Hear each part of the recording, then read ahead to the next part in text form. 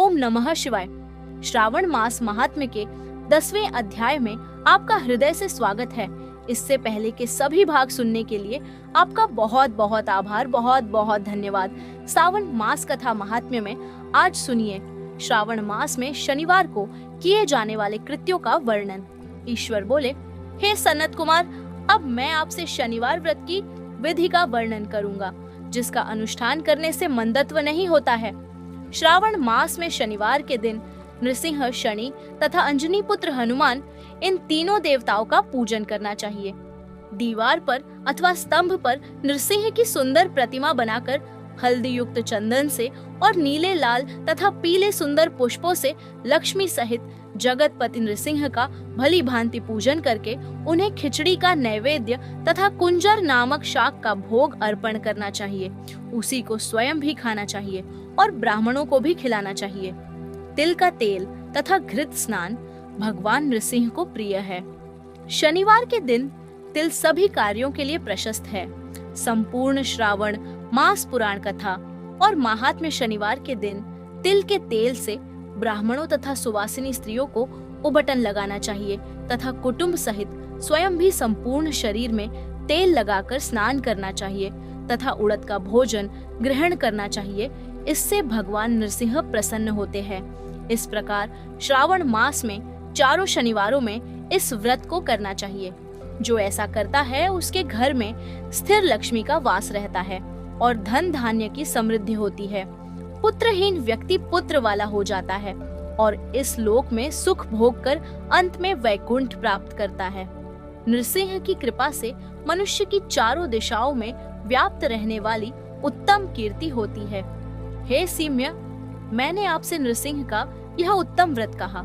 हे सनत कुमार, अब शनि की प्रसन्नता के लिए जो करना चाहिए उसे सुनिए। एक लंगड़े ब्राह्मण और उसके अभाव में किसी ब्राह्मण के शरीर में तिल का तेल लगाकर उसे उष्ण जल से स्नान कराना चाहिए और श्रद्धा पूर्वक नृसिंह के लिए बताए गए अन्न अर्थात खिचड़ी उसे खिलानी चाहिए। उसके बाद तेल, लोहा, काला तिल, काला उडार हाथ, काला कंबल प्रदान करना चाहिए।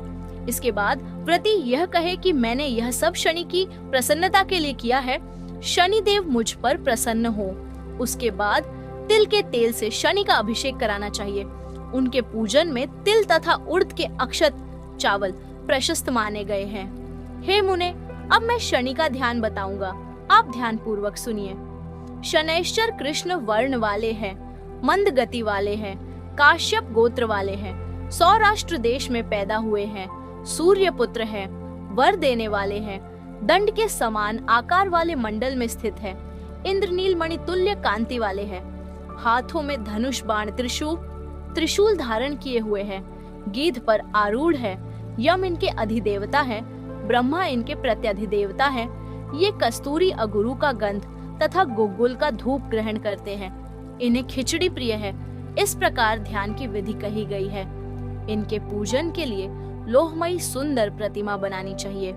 हे द्विज श्रेष्ठ, इनके निमित्त की गई पूजा में कृष्ण अर्थात काली वस्तु का दान करना चाहिए। ब्राह्मण को काले रंग के 2 वस्त्र देने चाहिए और काले बछड़े सहित काली गो प्रदान करनी चाहिए।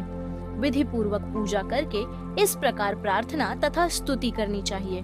आराधना से संतुष्ट होकर जिन्होंने नष्ट राज्य वाले राजा नील को उनका महान राज्य पुनः प्रदान कर दिया, वे शनिदेव मुझ पर प्रसन्न हो।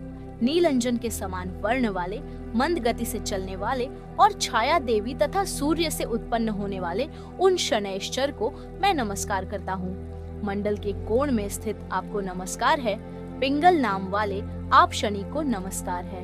हे देवेश, मुझ दीन तथा शरणागत पर कृपा कीजिए। इस प्रकार स्तुति के द्वारा प्रार्थना करके बार बार प्रणाम करना चाहिए। 3 वर्णों ब्राह्मण, क्षत्रिय, वैश्य के लिए शनि के पूजन में शन्नो देवी इस वैदिक मंत्र का प्रयोग बताया गया है और शूद्रों के लिए पूजन में नाम मंत्र का प्रयोग बताया गया है। जो व्यक्ति दत्तचित्त होकर इस विधि से शनि देव का पूजन करेगा, उसे स्वप्न में भी शनि का भय नहीं होगा। हे विप्र, जो मनुष्य श्रावण मास में प्रत्येक शनिवार के दिन भक्ति पूर्वक इस विधि से इस व्रत को करेंगे, उन्हें शनैश्चर के द्वारा लेश मात्र भी कष्ट नहीं होगा। जन्म राशि से पहले, दूसरे, चौथे, पांचवें, सातवें, आठवें, नौवें अथवा 12वें स्थान में स्थित शनि सदा कष्ट पहुंचाता है। शनि की शांति के लिए क्षमाग्नि इस मंत्र का जप कराना बताया गया है। उसकी प्रसन्नता के लिए इंद्रनील मणि का दान करना चाहिए। हे सनत कुमार, इसके बाद अब मैं हनुमान जी की प्रसन्नता के लिए विधि का वर्णन करूंगा।